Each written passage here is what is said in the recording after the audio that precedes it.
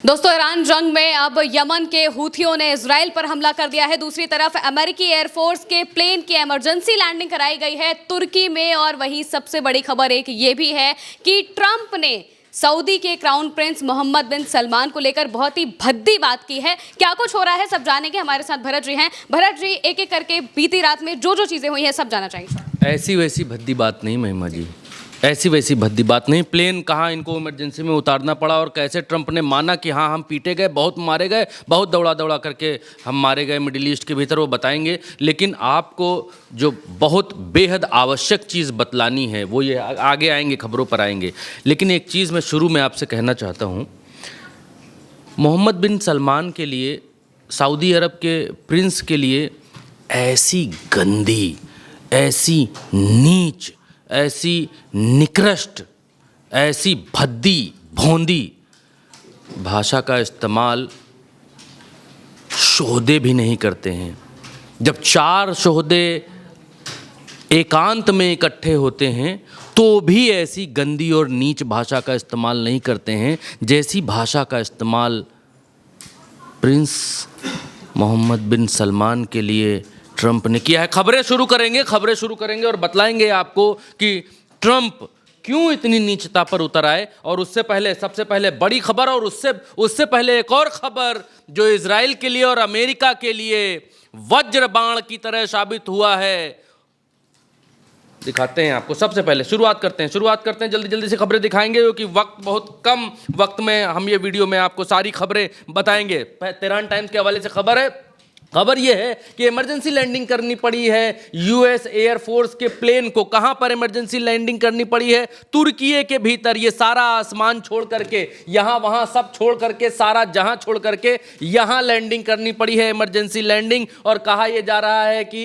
इस प्लेन के ऊपर ईरान से या फिर यमन से या फिर इराक से या फिर हिजबुल्लाह के कहीं किसी कैंप से कोई मिसाइल चली है जिसकी वजह से यह इमरजेंसी लैंडिंग हुई है। लेकिन अभी सामने नहीं आया है, अभी सामने पूरी तरीके से खबर नहीं आई है कि किस वजह से हुई है। लेकिन अमेरिका के जहाज को भागना पड़ा है दुम दुबाकर और तुर्की में इमरजेंसी लैंडिंग करनी पड़ी है, जिसकी फोटोग्राफ आपके सामने है। ये वो प्लेन है जो इमरजेंसी लैंडिंग करके यहां पर तुर्की के भीतर उतरा है कि माई बाप बचा लो, यहां आकर हम फंस गए। खैर, खबर से आगे बढ़ेंगे। खबर से आगे है जो बड़ी खबर है, और यहां पर ट्रंप ने ये पहली बार महिमा जी ये माना है कि इस लड़ाई में ट्रंप के जहाज़ों को गिरा लिया गया है। और ये कहा है ट्रंप ने, हिंदी में अनुवाद करते हैं कुवैत फॉट, यानी कुवैत ने लड़ाई लड़ी, भले ही उन्होंने हमारे 3 विमानों को बेहतरीन मिसाइलों से मार गिराया,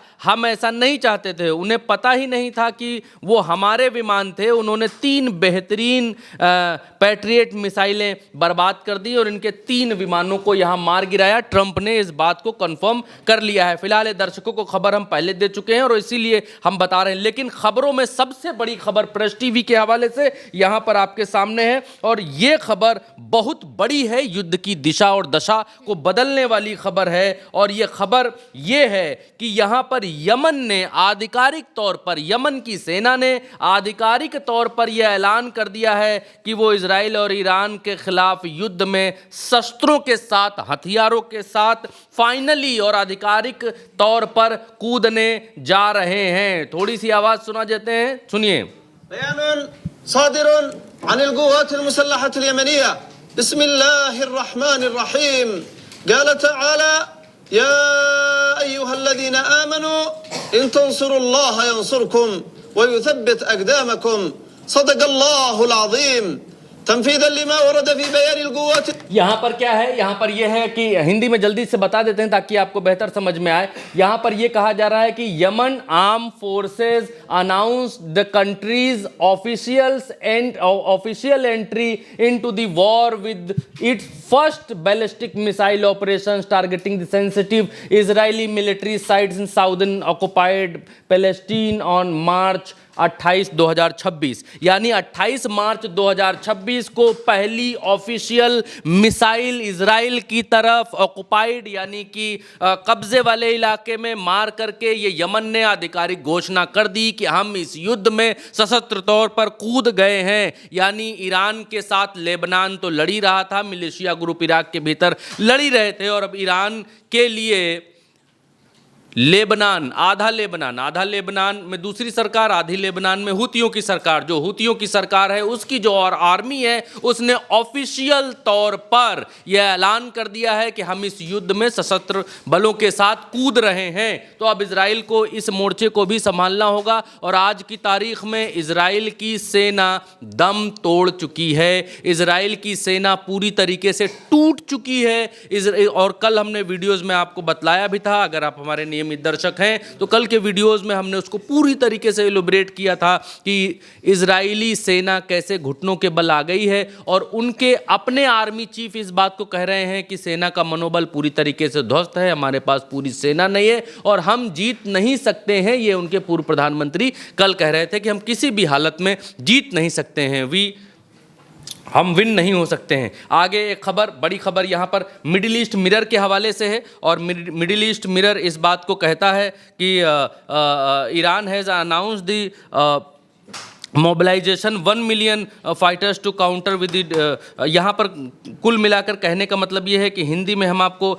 बतला देते हैं इसका तर्जुमा। हिंदी इसका तर्जुमा ये है कि ईरान ने अमेरिकी ज़मीनी युद्ध को आत्मघाती बताते हुए ईरान की धरती पर 10 लाख लड़ाकों को जुटाने की घोषणा की है। अमेरिका का जो युद्ध है उनको ये कह रहे हैं कि ये आत्मघाती इनका युद्ध है, और 10 लाख लड़ाकों को ज़मीन पर ईरान ने यहाँ पर उतार दिया है। उसकी एक फ़ोटो भी यहाँ पर लगाई है इन लोगों ने, और ये फोटो है इनकी आर्मी की, और इन लोगों ने ज़मीन पर ये बोल दिया है कि ज़मीन पर आर्मी उतर जाए, और इन्होंने कहा है कि 10 लाख लड़ाके हमने उतार दिए हैं, और तेहरान विशेष रणनीति जो खारक द्वीप है उसकी रक्षा पर ध्यान केंद्रित कर रहा है, जहां से ईरान के लगभग 90% ईरान का जो तेल निर्यात होता है वो महिमा जी खारक से होता है। और खारक द्वीप के बारे में तो सब लोग जानते ही हैं कि खारक कहाँ पर है। मैं एक बार ये दर्शकों को दिखा देता हूँ ताकि बेहतर अंदाजा रहे। ईरान का जो खर्ग आइलैंड है वो आपके सामने ये आ रहा है, ये ईरान का खर्ग आइलैंड है, और इस पर अमेरिका कब्जा करना चाहता है। टाइम बाय कर रहे हैं ट्रंप, और बार बार इधर उधर की बातें मस्ती, और आज जो उन्होंने कहा वो हम आपको बतलाते हैं। अगली खबर पर बढ़ेंगे आगे। 1 मिलियन सैनिक यहाँ पर उतार दिए हैं, ये मिडिल ईस्ट मिरर के हवाले से है, और 90% यहाँ इनका जो है ऑयल आगे जाता है। नीचे का अगर आप चाहेंगे तो मैं जल्दी से ट्रांसलेट करके बता देता हूँ कि नीचे ये कहा गया है कि ईरानी समाचार एजेंसी तस्नीम ने एक सैन्य सूत्र के हवाले से बताया कि ईरान के दक्षिणी मोर्चे पर जमीनी युद्ध में शामिल होने को लेकर अमेरिका की अटकलें तेज होने के साथ ही देश की थल सेनाओं में जोश की लहर दौड़ गई है, जो ईरानी धरती पर अमेरिकी सेनाओं के लिए ऐतिहासिक नरक बनने जा रहा है, ये यहाँ पर कह रहे हैं। अब ये बड़ी खबर एक और अल जजीरा के हवाले से, और अल जजीरा के हवाले से बड़ी खबर ये है कि यहाँ पर रॉयटर्स, ये अल जजीरा ने रॉयटर्स को कोट करते हुए कहा है कि यहाँ पर 12 यूएस ट्रूप्स जो है वो घायल हो गए हैं, 2 सीरियस तौर पर जो है इंजर्ड हैं, और प्रिंस सुल्तान एयरबेस जो सऊदी में है उसके ऊपर भयंकर और भीषण हमला बोला है। सऊदी अरब और ईरान के बारे में तो आपको मालूम है, अभी ट्रंप को दिखाएंगे कि ट्रंप ने किस तरीके से बेशर्मी वाली बात कही। दरअसल दोस्तों मसला ये है कि सऊदी अरब और ईरान के बीच में पश्चिमी एशिया का सुल्तान बनने की जो जंग है वो बहुत दिनों से चल रही है, लगभग चल रही है। जैसे ये ईरान है और ये सऊदी अरब है, हरा और पीला जो आप सामने सामने देख रहे हैं, दोनों का आकार लगभग सेम है। अब यहाँ पर महिमा जी ये है कि ईरान चाहता है कि वो इस पूरे इलाके का सरदार बने और इन सब की अगुवाई करे, और इन सब की अगुवाई के लिए कि जैसे कोई बड़ा बनना चाहता है तो बड़ा दिल दिखाना पड़ता है, तो बड़ा दिल दिखाते हुए ईरान यहाँ पर फिलिस्तीनियों की लड़ाई लड़ रहा रहा है। ईरान यहाँ पर लेबनानियों, दक्षिण लेबनान में जो ऑक्युपाइड इलाका है, इन लोगों ने ऑक्युपाइड कर लिया था 6 दिन की लड़ाई में लेबनान के भीतर, उस इलाके को खाली कराने के लिए ईरान लड़ाई लड़ता है, जहाँ पर इन्होंने हिजबुल्ला को पावर दिया हुआ है, यहाँ पर इन्होंने हमास को पावर दिया है, इजराइल में वेस्ट बैंक के भीतर, गजा जिसको बोलते हैं गजा में, और यमन में यहाँ हुतियों को ईरान ने पावर दिया हुआ है, और इराक के भीतर मिलिशिया ग्रुप्स हैं जिनको ये पावर देते हैं। अब सऊदी ये चाहता है कि ये जो पूरा इलाका है, इस इलाके पर कंट्रोल हमारा रहे, इस इलाके के दादा हम रहें, लोग हमसे जो बात करनी है, शिकायत करनी है, पूछना है, वो सब हमसे पूछे, सऊदी अरब ये चाहता है। और प्रिंस सुल्तान इसीलिए ये कह रहे हैं क्योंकि इनके बस की बात नहीं है, इनके बूते की बात है नहीं बिल्कुल कि वो ईरान से लड़ सके। ईरान से जब कईयों मिल के नहीं लड़ पा रहे हैं तो सऊदी के सुल्तान के बस की बात नहीं है। अब सऊदी के सुल्तान बैकडोर से अमेरिका को ये बात कह रहे हैं कि ट्रंप ईरान में युद्ध समाप्त करके जाइएगा, ईरान को ख़त्म करके जाइएगा, ईरान को निस्तनाबूद करके जाइएगा, बीच में लड़ाई छोड़ करके मत जाइएगा। क्योंकि अब सऊदी को अभी आऊँगा, उसे बताऊँगा कि ट्रंप ने क्यों कहा, ऐस वाली बात क्यों कही, प्रिंस सलमान की ऐस वाली बात मैं बताता हूँ आपको। यहाँ पर सऊदी अरब ये चाहता है कि वो एनी हाउ दादा बन जाए, ईरान चाहता है कि वो दादा बने। ईरान सही रास्ते पर चलते हुए इस एरिया का वो खैर ख्वाह बनना चाहता है, लेकिन सऊदी अरब पैसे के दम पर और अपने भौकाल के दम पर बनना चाहता है। सऊदी अरब चाहता कुछ नहीं है, लोगों के लिए कुछ नहीं करना चाहता है। सऊदी अरब लोगों को बचाने के लिए, फ़िलिस्तीन के लिए, गाज़ा के लिए, या फिर इज़राइल में हो रही जाति जुल्म के लिए, या फिर जो मुस्लिम मुल्कों के ऊपर अमेरिका बेस बनाकर बैठा है या फिर दबाव में है, उन सब के लिए करना कुछ नहीं चाहता है। सऊदी बस चाहता है कि हम यहाँ के दादा एनी हाउ हो जाएं ट्रम्प की मदद से, हमको फलाने आएंगे और गद्दी पर बिठा जाएंगे। मुन्ना भैया बनना चाहते हैं और ये चाहते हैं कि इनको जो है कालीन भैया, किसी तरीके से कालीन भैया इनके ट्रम्प हैं, इनको गद्दी पर बिठा दें और ये मौज करें, पूरे दक्षिण एशिया में मजा लें। लेकिन अब ईरान यहाँ पर ये कह रहा है कि सऊदी हो या कोई भी मुस्लिम मुल्क हो, बिल्कुल क्लियर कट उसकी पॉलिसी है कि जहाँ से भी हमारे ऊपर मिसाइल चलेगी, अमेरिकी बेस जहां भी होंगे, हम जहां से हमारे ऊपर मिसाइल चलेगी हम वहां मिसाइल मारेंगे, जहां से हमारे ऊपर मिसाइल मारने वाले जहाज उड़ेंगे हम उस एयरबेस को निस्तनाबूद करेंगे। जिन जिन पावर प्लांट्स या जिन जिन ऑयल के डिपोज हैं इनके, या फिर इनकी रिफाइनरीज हैं, वहाँ जहाँ जहाँ अमेरिका का प्रभाव होगा और अमेरिकियों की मदद से या अमेरिकियों को तेल सप्लाई हो रहा होगा, हम इनकी अगर तुम हमारे डिपो पर मारोगे तो हम उन डिपोज पर मार देंगे। बिल्कुल क्लियर कट है ईरान की बात। अब मसला ये है कि सऊदी अरब पिछलग्गू बनना चाहता है अमेरिका का, और बन भी गया है। सऊदी अरब कहता है कि ईरान को मार कर जाना। दूसरी तरफ जब ईरान को ये मालूम चल गया, क्योंकि न्यूयॉर्क टाइम्स ने खबर छाप दी, उसके बाद सऊदी भागा भागा आया कि भाई हमने तो ये बात तो नहीं कही, हम किसी भी तरफ नहीं है, हम बड़े जो है हम युद्ध नहीं चाहते जैसा हर देश करता है, फलाना ढिमकाना। जब ये बात आ गई कि सऊदी ने कहा कि हम युद्ध नहीं करना चाहते हैं, इससे पहले सऊदी ने फ़ोन करके कहा, न्यूयॉर्क टाइम्स ने छापा, फ़ोन करके कहा अमेरिका को कि भैया बिना मारे, बिना पीटे, बिना रेले इनको जाना नहीं, वरना ये हमारा जीना मुहाल कर देंगे। इनको मारना है तो पूरा मार के जाना, अधमरा मार के छोड़ के मत जाना, क्योंकि घायल शेर बहुत ख़तरनाक होता है, और तुम चले जाओगे यहाँ से और बाद में हमको पीटेगा, बाद में हमको बहुत हौकेगा, हम तो उसके सामने कुछ है नहीं, बाकी जो है अल हबीबी करते रह जाएंगे। फिर मसला ये हुआ कि अब मामला ट्रंप के पास, जब ट्रंप को फ़ोन किया उसके बाद इन लोगों ने ये कह दिया कि हम जो है किधर भी नहीं है, हम शांति के पुजारी हैं। उसके बाद ट्रंप ने क्या कहा, पढ़िए पढ़िए, हमारी तो हिम्मत नहीं है ये पढ़ने की, आप पढ़िए ट्रंप ने क्या कहा। अब इसको गधा भी कहते हैं, इसको कुछ और भी कहते हैं, पढ़ लीजिए क्या लिखा हुआ, क्या कहा है। He didn't think he would be kissing my ass। राख भी होती है, गधा भी होता है और कुछ और भी होता है। A Trump reference to Saudi crown prince Mohammed bin Salman. अब इसका हिंदी व्याख्या क्या है वो भी मैं आपको बतला देता हूँ ताकि आपको समझ में आए। हिंदी में लोगों ने इसका कुछ अच्छा मायने निकाला कि जिससे लोगों को ये बताया जा सके कि हाँ भाई ट्रंप ने क्या कहा है और ट्रंप के कहने का मतलब क्या है। यहाँ जो ऐस लिखा है, इस ऐस का मतलब लोगों ने चापलूसी निकाला। बोला कि उसे नहीं लगता था कि वो मेरी चापलूसी करेगा। इसका मतलब क्या है? He didn't think he would be kissing my ass. उसे नहीं लगता था कि वो मेरी चापलूसी करेगा। सऊदी क्राउन प्रिंस MBS के बारे में ट्रंप का बेतुका बयान। अब क्या है, नीचे क्या लिखा हुआ है वो पढ़ के आपको बता देता हूँ।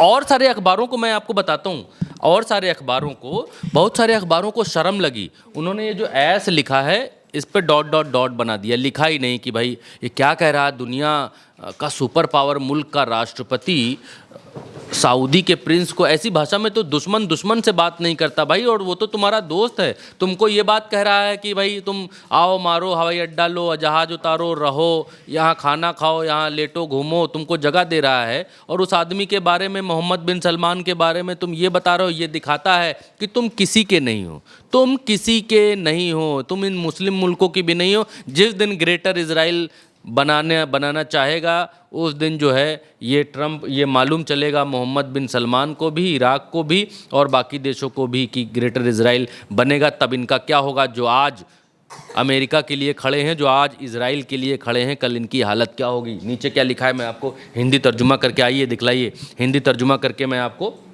इसका बता देता हूँ ताकि आपको और बेहतर समझ में आए। ऊपर तो आपने समझ लिया, उसे नहीं लगता था कि वो मेरी चापलूसी करेगा, उसे नहीं लगता था। उसको चापलूसी ही पढ़िएगा हिंदी में तो ज़्यादा बताते हुए भी अच्छा लगेगा।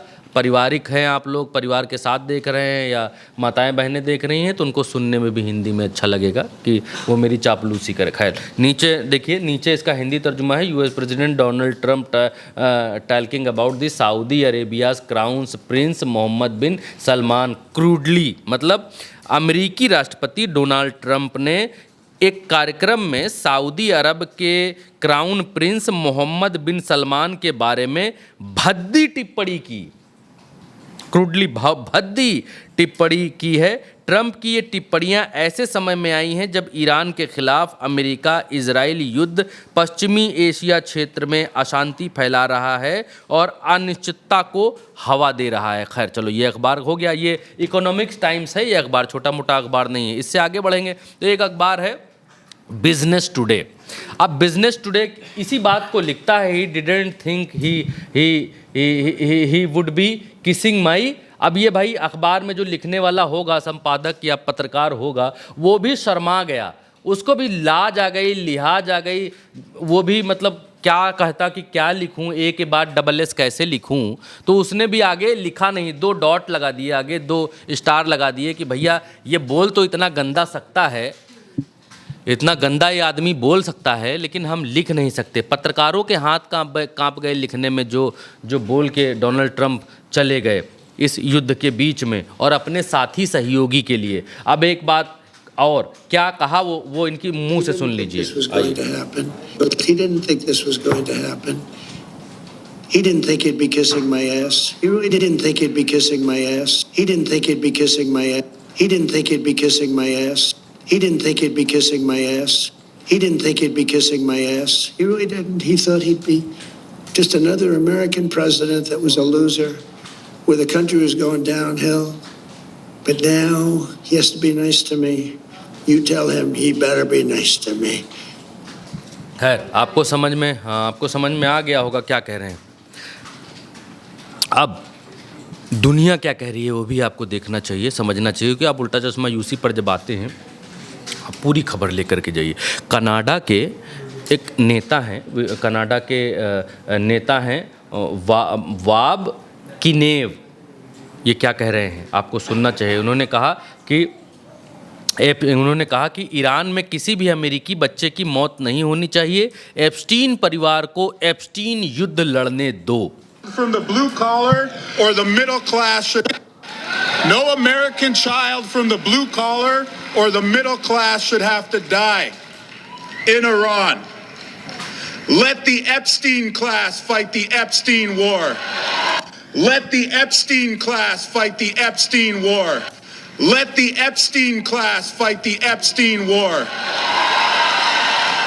इन्होंने कहा कि एप्स्टीन जो क्लास है, ये जो एप्स्टीन, इसको और हिंदी में बता देता हूँ, ये जो एप्स्टीन गैंग है, इस एप्स्टीन गैंग को युद्ध लड़ने दीजिए ईरान से, ईरान इनको रेलेगा, ईरान बता देगा कि एप्स्टीनियों को कैसे ठोका जाता है। लेकिन ये यहाँ पर कह रहे हैं किसी भी अमेरिकी बच्चे की मौत नहीं होनी चाहिए ईरान के भीतर, लेकिन इन एप्स्टीनियों को, एप्स्टीन गैंग वालों को, इनको यहाँ पर एप्स्टीन परिवार को एप्स्टीन युद्ध लड़ने दो, ईरान इनको बता देगा कि कैसे कैसे लड़ा जाता है। तो ये दुनिया में, और दुनिया त्राही कर रही है। कोई कह रहा भारत में 10 दिन का, 20 दिन का, 25 दिन का तेल बचा, कोई कह रहा कोई देश में तेल नहीं है, इमरजेंसी घोषित हो गई, ऊर्जा इमरजेंसी, कोई कहता है कि कहीं काम कुछ घंटे का दफ्तरों में हो रहा है, कहीं कहा जा रहा है कि छुट्टी दे दी गई, कहीं कहा जा रहा है कि दुनिया में त्राही मची हुई है। आपको मालूम है, हमसे बेहतर मालूम है कि आप बहुत जागरूक दर्शक हैं। इस बीच जिसने पूरी दुनिया को इस युद्ध में झोंक दिया, वो क्या कर रहा है जानते हैं? वो स्टेज पर आकर नाच रहा है, गरिया रहा है, मस्खरी कर रहा है। आप देखिए दुनिया को इस युद्ध में झोंकने के बाद पूरी दुनिया ये कह रही है कि हाय दैया तेल कहाँ, कैसे लाएं। पूरी दुनिया में तमाम सारे प्रधानमंत्री चुनाव हारने की कगार पर हैं। पूरी दुनिया में तमाम पार्टियां, तमाम लोग हाहाकार की स्थिति में हैं। और ये क्या कर रहा है ये आदमी नाच रहा है। आप देखिए और इसकी सीरियसनेस का अंदाज़ा लगाइए कि ये आदमी पूरी दुनिया को युद्ध में झोंकने के बाद नाच रहा है और कहता है कि हॉर्मुज पूरी दुनिया मिल के खुलवाए। अब इसके बस का कुछ बचा नहीं है। अब नाटो भी सुन नहीं रहा है, यूरोपियन कंट्रीज़ भी इसकी सुन नहीं रही हैं, कह रही है माफ़ करो, तुमने खुद लिया है पंगा, लकड़ी ली है तो तुम झेलो। नाटो भी कह रहा है कि हम नहीं आएंगे, बाकी देश कह रहे हैं हम नहीं आएंगे, एशिया के बाकी देश कह रहे हैं कि हम नहीं आएंगे, ईरान बाकी देशों से मित्रता बढ़ा रहा है कि भैया तुम्हारे टैंकर तो हम जाने देंगे, इन लोगों के हम छोड़ेंगे नहीं। और ये बेशर्म आदमी क्या कहता है? ये भी कहता है कि ईरान ने हमको 10 टैंकर तेल दे दिया है। ये भी खबरें आई कि हमको 10 टैंकर तेल दे दिया। तो इस आदमी को सुपर पावर लोगों ने चुना है। धन्य है अमेरिका के लोग, जिन लोगों ने इस व्यक्ति को सुपर पावर चुना है। और अमेरिका के लोग इसका खामियाजा भी उठा रहे हैं। ऐसा नहीं है कि अमेरिका में सब खुश हैं। देखिए कि क्रूड ऑयल की कीमत जो है वो कहाँ पहुँच गई है, 114 डॉलर पहुँच गई है, जो इससे पहले युद्ध शुरू होने तक 80 डॉलर थी। युद्ध जब चरम पर पहुँचा तो $100 के पास पहुँची। और आज की तारीख का ये आपके सामने ग्राफ है, जिसमें ये लिफिन लेविन्स हैं, अमरीकी पत्रकार हैं, और ये कहते हैं oil prices are rising, this is a bad sign for Israel, Iran is controlling more than we thought. Iran ऐसा कंट्रोल कर रहा है जैसा हमने कभी सोचा भी नहीं था। तो ये है आज की तारीख में ट्रंप की मानसिक हालत। वो अमेरिका जो दुनिया के लिए सुपर पावर था, उस अमेरिका की मानसिक हालत, उस अमेरिका के राष्ट्रपति की मानसिक हालत, जो क्या बोल रहे हैं, किन लफ्ज़ों में। भाई चलो मान लिया कि सऊदी के जो प्रिंस हैं वो ईरान के ख़िलाफ़ हैं, मान लिया चलिए, लेकिन ख़िलाफ़ हैं, आपके दोस्त हैं, ऐसी भाषा का इस्तेमाल कि आप उनकी ऐश की चर्चा कर रहे हैं, ये बता रहे हैं आप कि वो क्या चांटे, क्या क्यों चांट रहे हैं, क्योंकि उनके सामने कोई रास्ता नहीं है। आप ही हैं जो उनकी मदद कर सकते हैं, आप ही हैं जो ईरान से उनको आगे इस पश्चिमी एशिया का सरताज बना सकते हैं। वो भी इसी उम्मीद में हैं कि आज नहीं कल ट्रंप की मदद से हम यहाँ के सरताज हो जाएंगे। ईरान ही एक ऐसा मुल्क है जो ताकतवर है, ये पीटा जाएगा तो दुनिया के दादा हम हो जाएंगे। लेकिन ये गलतफहमी में है महिमा जी, ये बहुत बड़ी गलतफहमी में है, इतनी बड़ी गलतफहमी में है। ये बहुत छोटी सी बात है। ये किसी भी दुनिया के बारे में समझने वाले, दुनिया की पॉलिटिक्स के बारे में समझने वाला कोई बच्चा भी इस बात को बता देगा कि अमेरिका तुम्हारा सगा कभी नहीं होगा। जो मुस्लिम ब्रदरहुड के ख़िलाफ़ है, जो मुस्लिमों के ख़िलाफ़ है, जिसकी थिंकिंग ही मुस्लिमों के ख़िलाफ़ है, जिसकी थिंकिंग ये है कि बुर्का पहनती, जिसकी ये थिंकिंग है, मैं आपको बतला देता हूँ, फिर से बताता हूँ, समझ लीजिएगा। जिसकी थिंकिंग ये है एक आदमी को दुश्मन बनाने के बाद, ईरान को दुश्मन बनाने के बाद, जिसकी थिंकिंग ये है कि ईरान में औरतें बुर्का पहनती हैं, इसलिए हम ईरान की सत्ता को पलट देंगे, बहुत बम मारेंगे, लोगों को मार मूर कर ख़त्म करेंगे, क्योंकि हम ईरान के लोगों को आज़ादी दिलाएंगे, क्योंकि ईरान में औरतें बुर्का पहनती हैं। खामनेई सबको बुर्का पहनाते हैं। तो क्या सऊदी अरब में महिलाएं बुर्का नहीं पहनती हैं? बुर्का तो वहाँ भी पहनती हैं, हिजाब तो वहाँ भी पहनती हैं। धर्म के लिए कट्टर तो सऊदी अरब में भी लोग हैं। ऐसा तो है नहीं कि सऊदी अरब में मुसलमान अगरबत्ती लेकर चलते हैं और चर्च में जाकर ऐसे ऐसे करते हैं। ऐसे तो करते नहीं सऊदी अरब के मुसलमान। अपने धर्म के लिए तो वो भी उतने ही डिवोटेड हैं जितने डिवोटेड ईरान के लोग हैं। सेम हैं। फिर आप कहते हैं हम ईरान को आज़ादी दिलाएंगे, खामनेई का शासन उखाड़ फेंकेंगे। तो ऐसा तो नहीं है कि सऊदी के भीतर चुनाव होते हैं। ऐसा तो नहीं है वहाँ चुनाव आयोग चुनाव कराता है। भेड़ बकरी चराने वाले सब जो हैं सब वोट डालने जा रहे हैं। ऐसा तो नहीं है भाई, वहाँ भी राजशाही है। अगर यहाँ आप आज़ादी उसी टर्म्स उसी कंडीशंस के ऊपर ईरान पर हमला ये कहकर बोलते हैं तो वही टर्म एंड कंडीशंस तो आपके पास भी हैं। अमेरिका अगर ईरान का तेल लेना चाहता है तो तेल तो भाई साहब आपके पास भी है, सऊदी के पास भी। ऐसा तो नहीं है कि सऊदी में जो है ज़मीन से कुछ और निकल रहा है, तेल तो आपके पास भी निकल रहा है।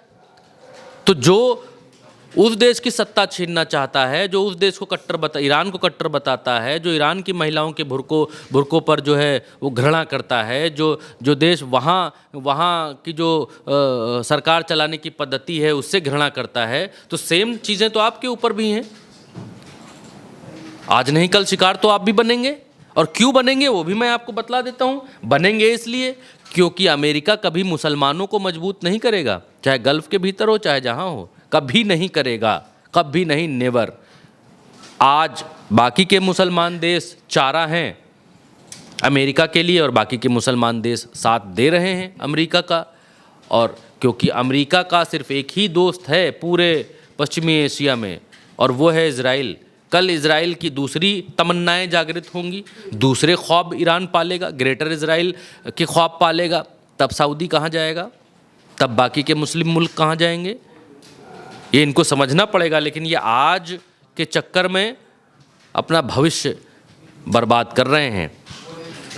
ईरान कभी भी सऊदी अरब के ऊपर हमला नहीं बोलेगा कि हम आपके ऊपर हमला बोल रहे हैं क्योंकि आपकी ज़मीन हमको चाहिए। वो वक्त और था, वो दौर और था जब तमाम सारे शासक अलग अलग चीज़ों में बटे हुआ करते थे, अलग अलग गैंग्स थे, अलग अलग गुट थे और वो हमले करते थे, कभी इधर करते थे। और वो दौर वो भी था कि जब सरकारों की कोई पकड़ नहीं थी पश्चिमी एशिया के भीतर। इराक का उदाहरण बहुत छोटा सा दे रहा हूँ। ISIS नाम का एक संगठन उठा और बगदाद तक की कब्जा करता चला गया। फिर उसी इराक के भीतर एक और संगठन उठता है, बनता है, जो इनसे लड़ता है। मिलिशिया ग्रुप्स इनसे लड़ते हैं, कुर्दिश आर्मी बनती है, कुर्दिश लोग कूद करके आते हैं जो इनको ISIS वाले को मारते हैं, पीटते हैं, भगाते हैं। हालांकि इन लोगों ने वादा किया था, सीरिया ने वादा किया था कुर्दिशों को कि चलिए वो कहानी अलग चली जाएगी, बता देता हूँ बात निकल आई तो कि सीरिया ने वादा किया था कुर्दिश लोगों को कि भाई हम तुमको जो है यहाँ पर एक देश बनाने की, कुर्दिस्तान बनाने की और फलाना करने की, ऐसा ऐसा करेंगे और जगह देंगे और ये वो करेंगे। लेकिन हुआ नहीं। वो अलग कहानी है, अलग बात है। लेकिन बात अभी अमेरिका और मुस्लिम मुल्कों की है। तो कल जो आज अमेरिका के लिए हाथ पैर धोकर जो है खड़े हुए हैं, एकदम फूल बिछा रहे हैं ट्रम्प के आगे, कल यही लोग, इन्हीं लोगों को ट्रम्प के आगे जो है गलीचा बिछाना पड़ेगा, लाल कारपेट बिछानी पड़ेगी। तो पश्चिमी एशिया के भीतर, गल्फ़ के भीतर जो हालात हैं, हालात कुल मिलाकर ये हैं कि ईरान सब पर भारी है। आज यमन ने ऐलान कर दिया आधिकारिक तौर पर कि हम मार रहे हैं जी इजराइल को। पहली मिसाइल भी मार दी उन्होंने कि हम मार रहे हैं। हिजबुल्लाह ऊपर से मार ही रहा है और मिलिशिया ग्रुप्स लड़ ही रहे हैं इराक के भीतर। ईरान मार ही रहा है। 1 मिलियन यानी 10 लाख सैनिक उतारे हैं ईरान ने। और ईरान के पास लड़ाकों की कमी नहीं है, रॉकेट्स की कमी नहीं है, मिसाइल्स की कमी नहीं है, नेवी की कमी नहीं है। कम क्या है? सिर्फ एक चीज़ कि इनके पास उड़ने वाले फाइटर जेट्स नहीं हैं और वो इनको चाहिए भी नहीं।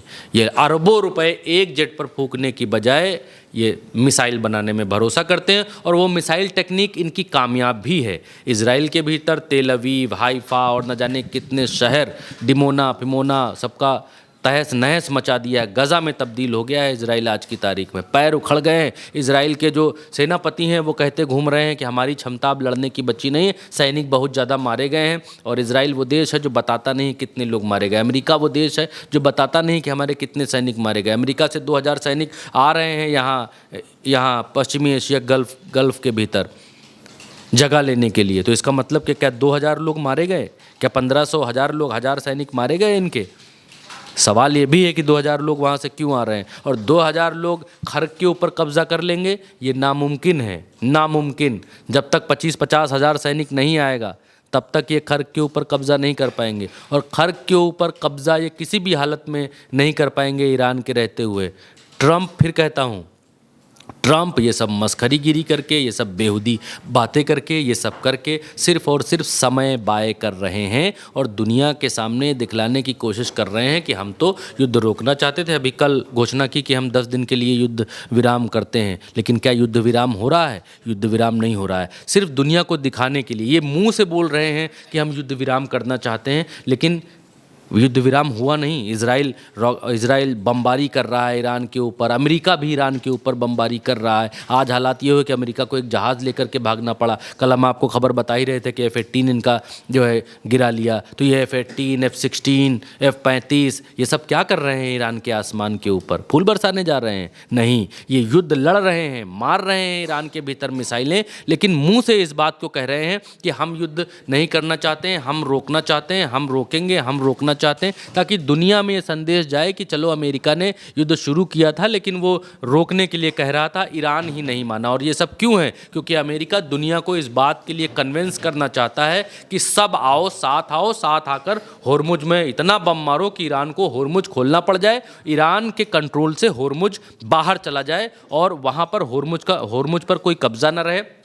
और एक बात, अगर होर्मुज पर अमेरिका ने कब्जा किया या नाटो या दुनिया भर की तमाम शक्तियां वहां पहुंच गई ईरान होर्मुज खुलाने के लिए, होर्मुज खुल गया तो फिर इनका जो द्वीप है, खर्ग द्वीप, उस पर अमेरिका का जो कब्जा करने का सपना है वो साकार हो सकता है। लेकिन ईरान ऐसा होने नहीं देगा। ईरान दुनिया में डिप्लोमेसी का भी मास्टर निकल कर सामने आया है और तमाम सारे उन देशों के जहाज़ों को छोड़ रहा है, उन देशों के नाम मिसाइलों पर लिखकर इजराइल पर मार रहा है। थैंक यू इंडिया लिख कर मारा, थैंक यू और देशों के नाम लिख करके इजराइल के ऊपर मारे। तो वो भी डिप्लोमेसी का मास्टर है, चैम्पियन है। एक बात मैं आपको बताता हूँ, एक देश है क्यूबा, थोड़ा समय लूँगा। एक देश है क्यूबा, अभी रूस के ऊपर आएगी कहानी, मैं बता देता हूँ। एक देश है क्यूबा, दिखा देता हूँ आपको, समझ में आएगा और बेहतर समझ में आएगा कि एक क्यूबा के ऊपर ट्रंप जो है आँख गड़ाए हुए हैं इस समय कि इस क्यूबा को हमको छीनना है और ये क्यूबा हम ले करके रहेंगे।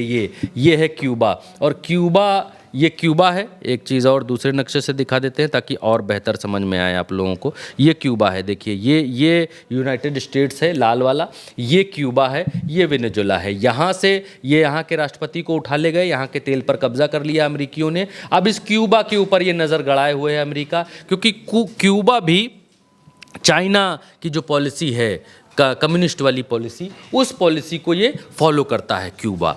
अब हुआ क्या कि 1980 या 60 के आसपास का जो दशक था, उस समय यहाँ पर जो राष्ट्रपति बने वो उस विचारधारा के थे, अमेरिकी विचारधारा के थे, नहीं कम्युनिस्ट विचारधारा के थे।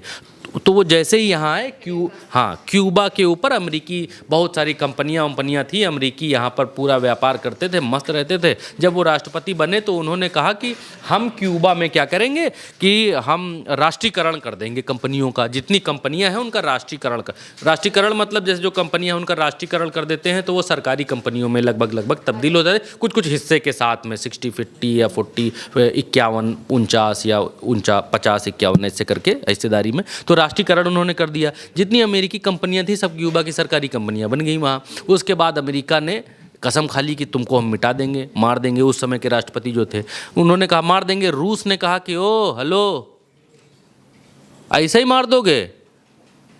Cuba don't fair, I am here. तो उस समय हाँ, सोवियत यूनियन या रूस जो भी कह लीजिए, तब ये जो इनके देश थे, हमको लगता है 15, 16, 17 या वो सब पूरे यूएसएसआर में आता हाँ यूएसएसआर में आता था, 16, 17, फिर उसके बाद बटकर हो गए, एग्जैक्ट नंबर याद नहीं आ रहा है। उसमें यूक्रेन भी था, यूक्रेन भी तब इसी के अंदर आता था। तो तब रूस ने कहा कि ये क्या है, क्यूबा को परेशान करोगे? कैसे परेशान? तुम्हारे पास अगर परमाणु है और क्यूबा के पास नहीं है, क्यूबा छोटा देश है, तो तुम क्यूबा को मारोगे? हेलो, मार नहीं सकते। रूस ने क्या किया कि रूस वहाँ पर परमाणु मिसाइलें लेकर के आ गया और क्यूबा में खड़ी कर दी। बोले कि अब अगर अमेरिका तुमसे कुछ बोले तो भाई साहब, क्यूबा भाई साहब, इन मिसाइलों के नीचे माचिस लगा देना, ख़त्म हो जाएंगे। ससुरे परमाणु मिसाइलें हैं, सब जाएंगी, सब गिर जाएंगी और ख़त्म हो जाएंगे। अमेरिका डर गया, अमेरिका क्यूबा से पीछे हट गया, बोले कि भाई हम लड़ाई माफ़ करो, लड़ाई नहीं करना। तब से ये चला रहा है। अब ट्रम्पवा फिर बौराया हुआ है। अब जो है वो फिर कह रहा है कि हम क्यूबा को ले लेंगे, क्यूबा को छीन लेंगे, वेनेजुएला के बाद अब हम क्यूबा को छीनेंगे, ये करेंगे। मसला अब वहाँ भी यही चल रहा है।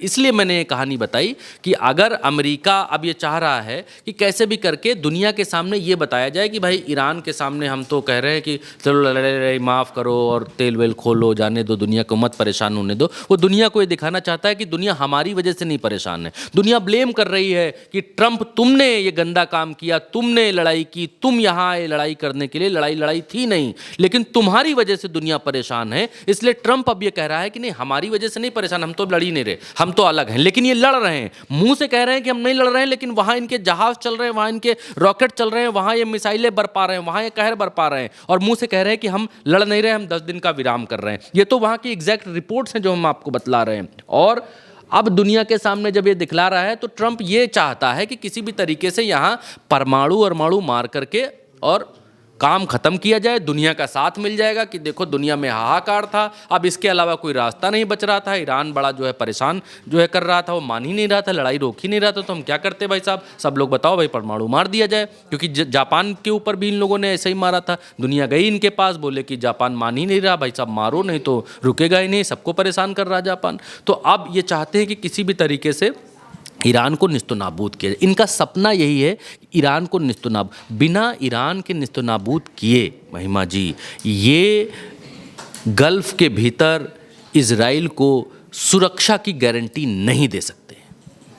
सुरक्षा की गारंटी हो ही नहीं सकती है। इजराइल को आज नहीं तो कल मारेगा, कल पीटेगा, ज़रूर मारेगा। और जब तक ईरान के पास पावर है तब तक इजराइल असुरक्षित है। तो इन लोगों का प्लान यही है कि कैसे भी करके ईरान को क्षतिग्रस्त करें, ध्वस्त करें, और इसीलिए ट्रंप इस तरीके की उलझुल हरकतें कर रहा है। और इसीलिए मैंने क्यूबा की कहानी बताई कि अब एंट्री होने वाली है कुछ समय में फिर से रूस की। रूस को एंट्री लेनी पड़ेगी। अगर रूस को दुनिया का दादा बनकर दिखाना है तो रूस को अब बड़ा दिल दिखाना पड़ेगा और 4 परमाणु मिसाइलें खड़ी करनी पड़ेंगी। और फिर से क्यूबा की तरह ये कहना पड़ेगा कि ईरान डोंट फेयर, अगर ये मिसाइल मारेगा तो माई मिसाइल इज हेयर, तुम भी लगा देना मिसाइल में नीचे आग। अमेरिका को फिर भागना पड़ेगा, जैसे अमेरिका क्यूबा से उस समय भागा था, उसी तरीके से भागना पड़ेगा ईरान से भी। तो ये पूरी युद्ध की पूरी रणनीतियाँ चल रही हैं और ईरान को कैसे भी करके इजराइल और अमेरिका हर हाल में चाहते हैं कि इसको ख़त्म किया जाए, तभी इजराइल का मंसूबा कामयाब हो सकता है, इजराइल आगे बढ़ सकता है। इजराइल के लिए बहुत छोटी बात है वेस्ट बैंक को मसल देना, इजराइल के लिए बहुत छोटी बात है सऊदी अरब को मसल देना, इजराइल के लिए बहुत छोटी बात है कि जो बाकी के अगल बगल देश हैं उनको मसल देना। बेवकूफ़ नहीं है लेबनान जो ईरान का साथ दे रहा है, बेवकूफ़ नहीं है यमन जो ईरान का साथ दे रहा है, बेवकूफ़ नहीं है वो मिलिशिया ग्रुप जो ईरान का साथ दे रहे हैं। उनको मालूम है कि ये लोग कैसे एक घर बनाने के लिए फ़िलिस्तीन के भीतर आए थे, व्यापार करने आए थे, एक घर से पूरा फ़िलिस्तीन खा गए। पूरा फ़िलिस्तीन खाने के बाद ये रुकेंगे नहीं, ये सऊदी भी खाएंगे, या आगे के देश भी खाएंगे। ये ग्रेटर इजराइल का बनाने का जो सपना है उस सपने पर ये चल रहे हैं। बिल्कुल, यानी कि ट्रंप नई नई चालें चल रहे हैं, समय मांगने की कोशिश कर रहे हैं, लेकिन उस बीच अब यमन का हूथी संगठन भी पूरी तरह से इस जंग में आ चुका है, बैलिस्टिक मिसाइलें दाग चुका है और जंग अभी भी वहीं पर है, यानी कि ईरान अभी भी ताकतवर तौर पर यहाँ पर दिखाई दे रहा है। फिलहाल के लिए मेरे साथ इस खबर में इतना ही। आप देखते रहिए उल्टा चश्मा यूसी।